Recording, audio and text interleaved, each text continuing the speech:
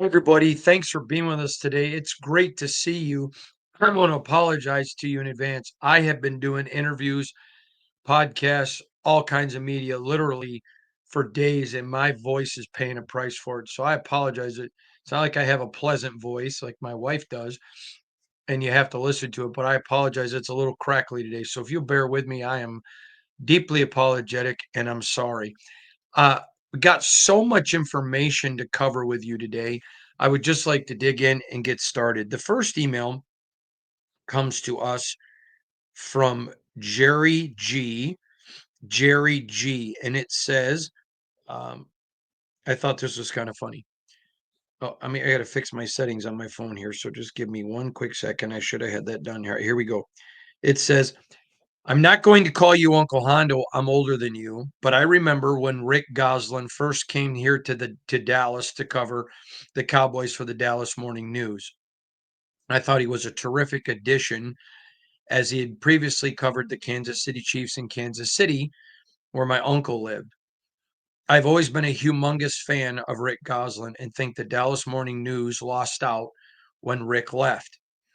I remember him talking about you, having you on his programs for so long that I was thrilled when you, as his protege, came to cover the Las Vegas Raiders. I still live here in Dallas, but I love my Raiders with all my heart. Always have since I was a kid. Not sure why, other than I hated that everyone in my family rooted for the Cowboys, so I picked a rival like the Raiders. I just want to say this. I appreciate the respect that you show him, the honor you give him. I think it means a lot to people to see in today's day and age that you are both respectful, but you also give respect. I think that's pretty cool. Could you just very quickly tell me the biggest thing you learned from Rick? That's from Jerry G in Dallas. First of all, I don't think you have to credit me for honoring somebody. The Bible says to give honor where honors due. Um, I have no problem with that. Rick Goslin is a Spartan, and I'm a Spartan. So my father loved Rick. I really enjoyed the NFL and sports reporting. So to me, he was a gold standard because my dad thought so highly of Rick because he had, was a Spartan. And then as my career began to grow, he started following me for Michigan State coverage, and then we just became friends. And then he had me come to Dallas a couple times, as you mentioned, and spoke with him and was on the radio with him and stuff. And we just grew in our friendship. And him and my father are the two of the greatest men. I mean, there's a couple others, but not many that I respect like Rick and my father. And so for me, um, he's the gold standard and you want to learn from the best. And I think there's several things that he taught me. Um, because of our relationship, it helped me with a lot of NFL people because he was so trusted. I mean, he would be on a draft. This is no exaggeration, and have every owner, every general manager, every coach, and so many scouts. He'd have 150 names in front of him, and literally, this is no exaggeration. He's talked about it on this podcast before. Owners would call him that were 2 and 3 guys away picking, saying, "Who do you think these guys are going to pick?" Now, they would all ask him for information, and he would give information that was givable, but would say to them, "I'm not going to betray you. I'm not going to betray them." And so he was able to get people to talk to him truthfully and honestly.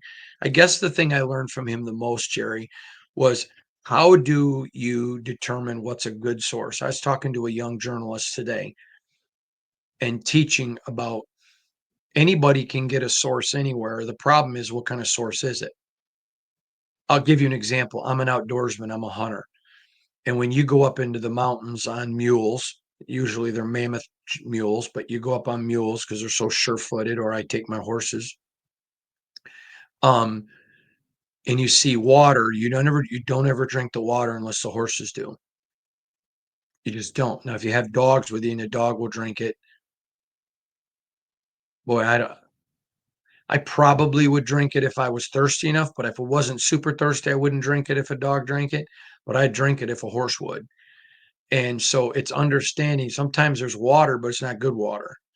And so, I really learned that from Rick, and then every time he would connect me with a source, um, I always thought it my mission. I never wanna do anything to make that source be angry at Rick because we built a relationship, and I cannot tell you to this day the amount of relationships I have with NFL people, and either because of Rick introducing us and him vouching for me, or, uh,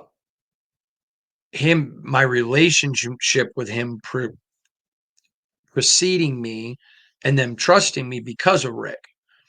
And, it's just been a blessing for me, and he's an honorable man. He's a great man. Forget sports journalism, he's just a great man, and I'm very humbled. When I die, he will be one of the men that, I wrote a letter to all my kids, and in there, I talk about, um, a few men who impacted my life, obviously their grandfather, but a few men who impacted my life and what they brought to my life.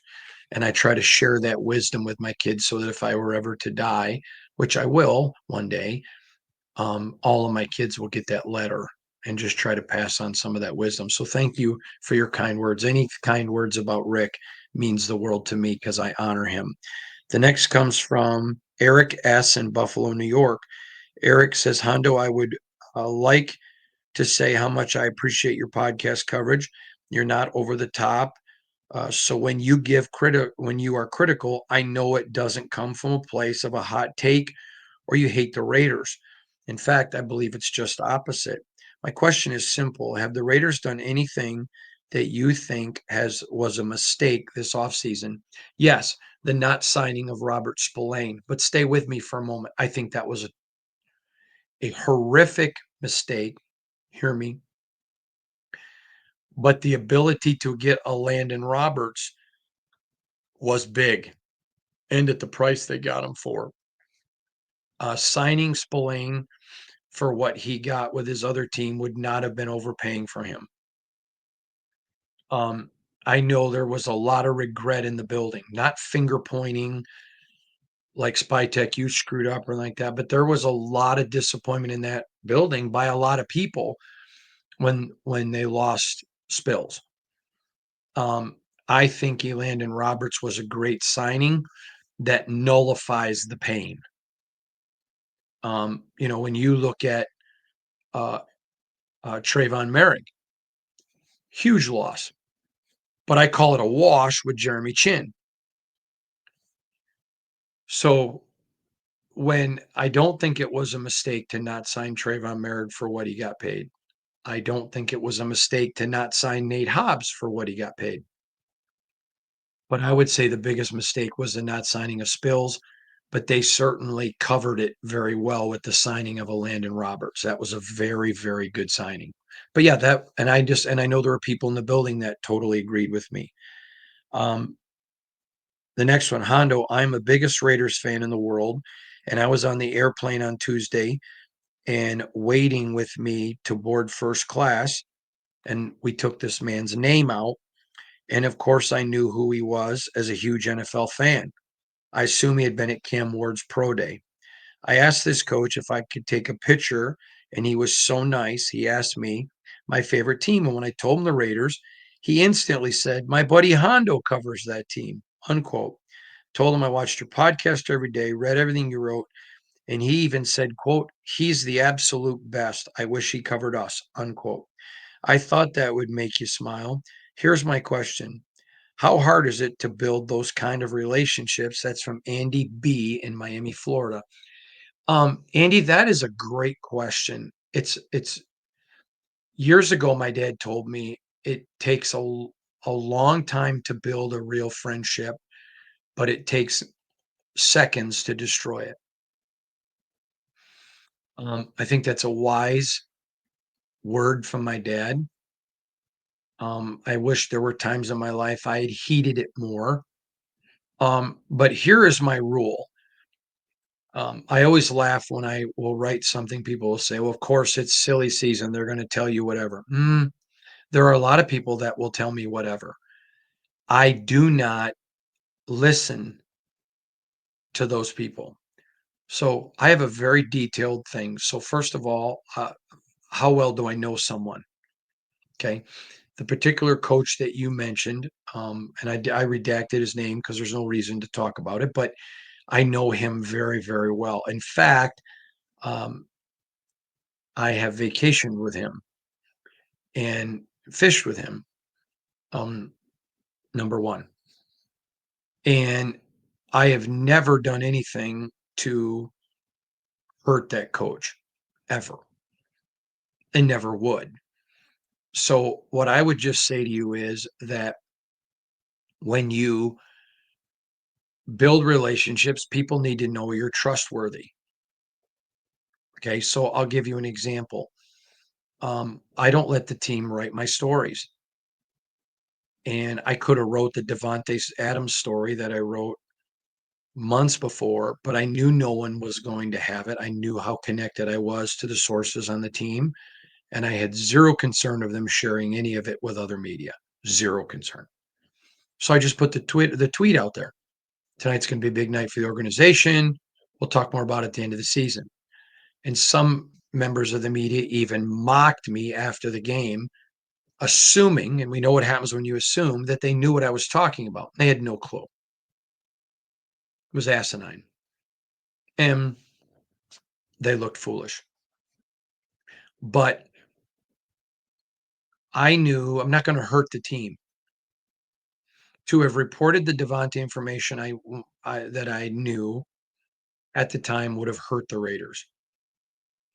I knew at that moment that I thought, all right, the season is over, which I've already shared with you. Not over, but certainly hurt. And that's where I had to stand. And so I think people, when they learn that they can trust you, you're not going to hurt them. I'll give you another quick story. Years ago, and you've heard it talked about on this podcast, some of you have even emailed about it.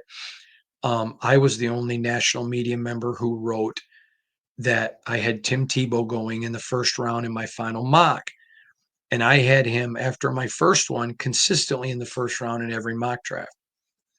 And I got ridiculed for it deeply, just like I got ridiculed for saying Devontae Adams was coming to the Raiders, or that Josh McDaniels was going to be the coach of the Raiders and other things. So, but there was a team that had told me if Tim Tebow gets to us, we're taking him. So I remember I put this mock draft out there. A lot of people laughed at me. So I get a phone call um, from a NFL executive that said, I'm just curious because you've been all over the Tim thing. I know you won't tell me who it is, but are you being speculative with that because you liked him? Or have you been told that? And I said, I have been told it doesn't matter who drops. If Tim Tebow gets to a certain team at a certain point, they're picking him. And they told me thanks. They wanted to know that. So I don't share any information that would hurt a team. Um, I believe I have a pretty good idea what the Raiders would like to do. Nobody knows what they're going to do right now because there's 5 picks ahead of them and there's more free agency and there's a lot of other things that can happen. I think right now I have a very good idea, but I would never share with you, nor would I share with anyone else what they're going to do if I was told that. Does that make sense to you? So I just think, how do you build those relationships? You absolutely don't burn the bridge. It's the same way that you build good friendships. My dad used to always say, if you have a person that you're always calling to get together or talk to, it's not a friendship because they'd be calling and wanting to talk to you. They'd be calling and wanting to see you. If you're the one always paying for everything, it's not a friendship. And I just think those are things to take into account. So you build them like you build real relationships and you be a person of honor and be a person of integrity. The next says, Hondo, you called it on the Pats signing Christian Ellis to signing the Christian Ellis offer sheet. Any idea who could be next? This is from Martin W. Well, I know this. I know the Raiders really like Jalen Walker. I'm not predicting that they'll take Jalen Walker at 6. I'm just telling you, I know that they really like him. I don't think it's over with Christian Walker. I mean, with Christian Ellis, I think that the Raiders could make a trade there. So I don't think it's over. Um, but I'm not saying it's at this point. I'm not saying at this point it's probable, but I am telling you it's still possible. The Raiders really liked him. He's a very good player, and I think he would fit great. The next one comes to us from Kevin E. in Minneapolis, Minnesota. Hondo, the Raiders are terrible drafters, and they lucked into Brock Bowers last year. I have no hope of a good draft. Can you give me any reason for this terrible drafting team? Well, I don't understand that. Okay, let's just go look at free agency. Somebody signed TRE'VON Merrick, a second round pick that they had, to a massive contract. They developed TRE'VON. That's a fact. What about Nate Hobbs? They go and people paid Nate Hobbs huge money. And that's a guy they developed. I mean, Divine Diablo got really big money. And that's a guy that they developed. I the Raiders have traditionally struggled in first round drafting, but I think going back to Ziegler and going through with Tom Telesco, and now I think you're going to see it with John Spytek. That's not the Raiders of the recent past. That was certainly the Raiders. I think under Mike Mayock there were lots of misses, but I don't blame Mayock for all that at all. But I don't think it's fair to say that's who they've been since Dave Ziegler came, and then of course Telesco, and now with Spytek. Hello, Hondo. Love your honest coverage. Love your honest content. Excuse me. Question: how far would a guy like Abdul Carter have to fall before the Raiders considered moving up to grab him?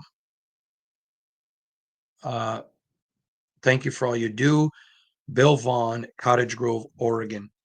Um, I will tell you this. I don't think the Raiders will be able to move up. Probably to 4 is the highest they could move. They maybe could move to 3, but I doubt that. No, I'll tell you what, maybe I don't doubt that, but I think the price would be really high. The price would be very high. So I guess they could get to 3, but probably 4 is the highest I could see them going. But it's like anything else. It's what's the price? I'll give you a great example. I have a friend who's very wealthy, and him and his wife um, are wonderful. I have a lot of friends that are wealthy, but very wonderful people. They're tremendous givers to planting of new churches, to helping with charitable causes. They're just tremendous givers. And he told his wife it was a very special anniversary. He wanted to buy her anything she wanted. And she said to him, I would really like a Bentley, but I don't want to spend the money that a Bentley costs. I'd rather give that money away for good purposes and to charity. And then she said, but if we ever found a good deal on a Bentley used, I would like a Bentley.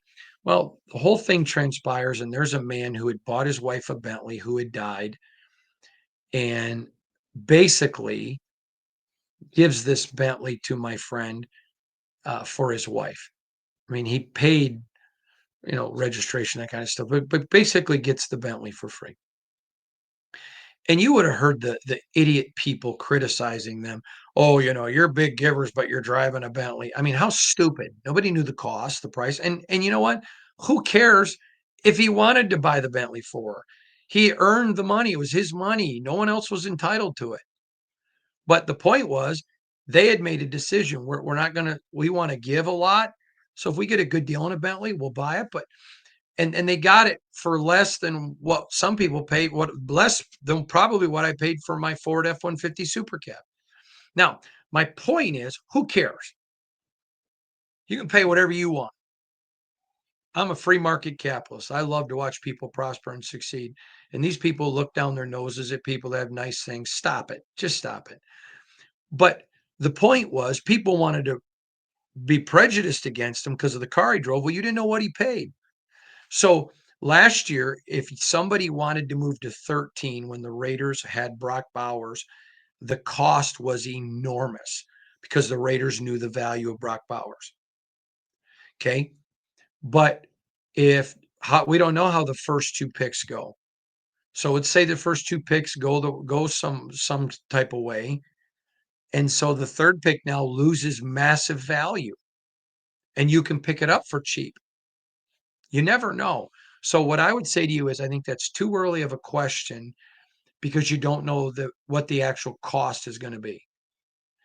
I think there are a lot of people that want to trade with the Raiders, but they don't want to trade until they know who drops. And depending on who drops, the price of poker goes up or the price of poker goes down, dependent on who is available. And I'm going to leave you with this. Not leave you because I got more questions, but there was a estate auction several years ago. And if you've ever been to an estate auction, they're fun. And there was an old dusty violin. So nobody wanted this violin, and a man in the back paid $5 and got it. So he goes out and gets a hot soapy rag and wipes it off a little bit, takes the dust off, tunes it up, tightens the strings and all that. Then he walks up and says to the auctioneer, I'd like to re-auction this. The auctioneer says, nobody wants it. And he takes the bow and begins to play, and it sounds beautiful.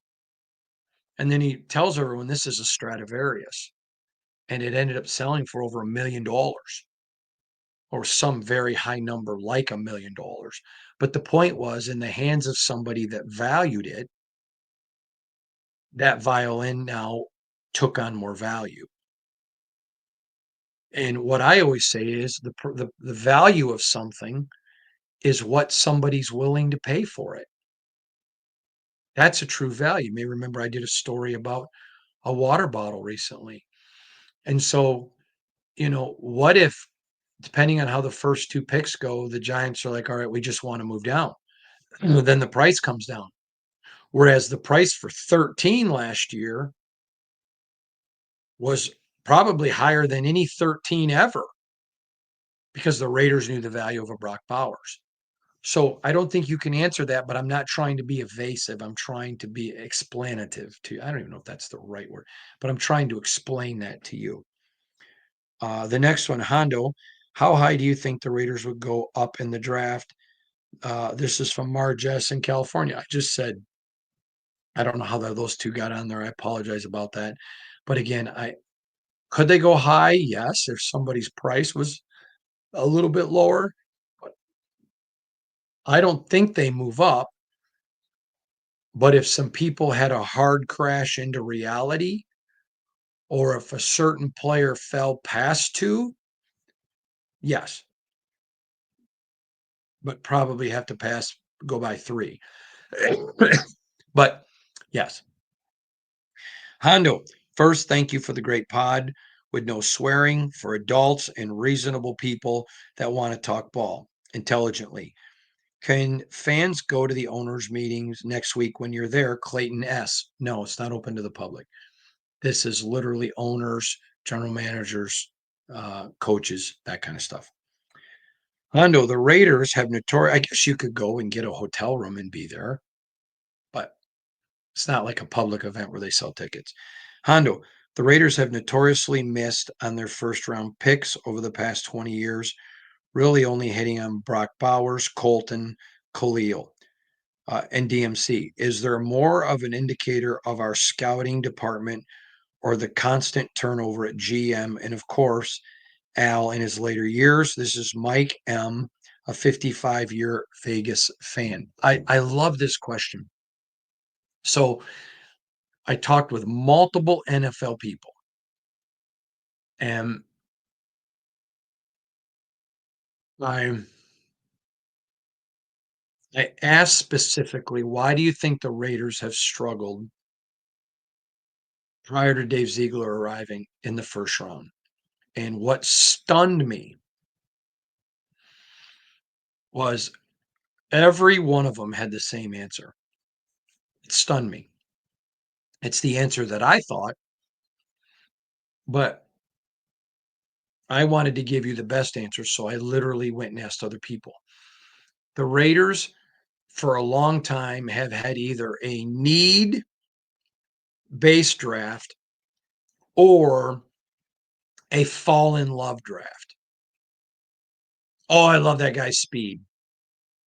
Okay, the Raiders fell in love with Jamarcus Russell's arm strength.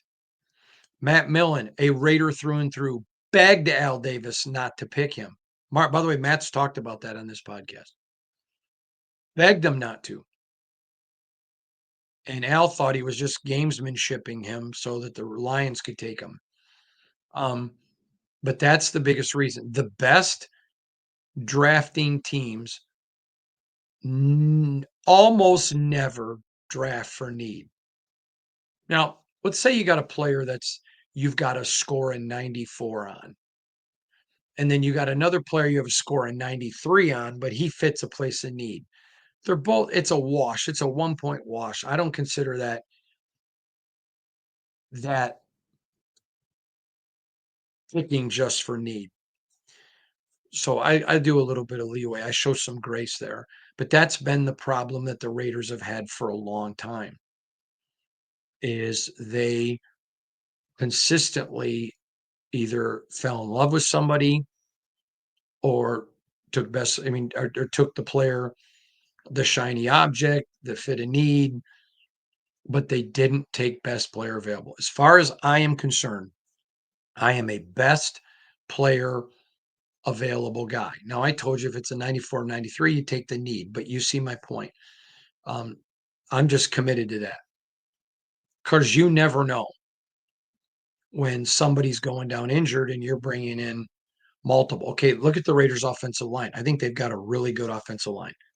Do I think it's the best in the NFL? No, it's too young to be the best, but I think it could be. But you got Jackson Powers Johnson at center. You know, you put a Jordan Meredith and a Dylan Parham and a DJ Delmar Glaze, the Mule, and Colton Miller. You got Thayer Mumford in that mix. There's a lot of really good young players. Alex Kappa's in there, but I like that. But if you're sitting there and the best player available is an offensive tackle, you take them because you take the best player available. That's how you build depth. It's how you build championship teams. And the best coaches coach to their players' strengths, not their players' weaknesses. And I think that is a very big deal. All right, we've got a couple more emails. This one comes to us from Jason. Jason T said, Hondo, I hate you. I don't know that there's any human being on this world that I deplore and hate more. I would be joyous if tomorrow I found out you had dropped dead. I saw on social media you had a friend unexpectedly die, and I feel bad for him that he died and that you're his friend. I wish it had been you. I just literally hate you. Your coverage of my team makes me hate the Raiders. Die. Come on, buddy. You need a hug. Come on, bring it in here. Come on. Come on. You need a hug. Come on now. Is your day really that bad? I'm going to give you a great idea. Don't watch. If you hate me that much, there's lots of great people who do a good job. Go watch them. But if you hate me, why watch? Come on, brother. Come on. Come on. You need a hug. You're better than that. You're a Raider. You're better than that. Next one. I thought this one that you guys would find this interesting. This is from Daniel J. Hondo, I really don't appreciate when you bring your son Dexter on the podcast. This isn't family hour with Hondo. Could you please just keep the kid out of it? Just keep it to football. I hate the emails when you say, this next email has nothing, and I'm using this because he bolded this text, has nothing to do with football. Then don't do it. None of us care about your opinion other than football. Keep the kid off the show. Quit talking about your wife. Stick to football. It's what you know. Daniel J. Come on, Daniel. Come on. Come on. You're not that mean of a guy. Come on. Although I am going to say this. Why would you write a nasty email to somebody from your work email? That's not smart. I bet your boss wouldn't appreciate that. Luckily, I'm not going to tell him. I don't care. But come on, you're better than that. And you know what? I will have him on because when Dexter walks into my office, he's not a disturbance. He's my little buddy. He's my son. And no matter what I'm doing, my son is not a disturbance. So if he wants to walk in the room in the middle of a podcast, I wish that he wouldn't. But if that happens because he's 2 and he doesn't quite understand boundaries right now, I'm not going to get mad. And all he wanted to do was say hi to you. So just think about that. You were so mad, and all he wanted to do was tell you hi. Isn't that cool? Isn't that a great kid? Isn't he a good kid? Man, if he wasn't taking a nap right now, you know what I would do? I'd have him come on and say hi to you. In fact, I was going to, but he fell asleep. So I appreciate y'all. Have a wonderful day. God bless you. Don't forget, my next mock draft's coming up on Thursday. Got a big podcast coming around. Got a lot of interesting stuff to talk about. Hey, you have a question you want to throw my way? Spartan Nation Mail, MAIL at yahoo.com. See you all later. Thanks again for watching.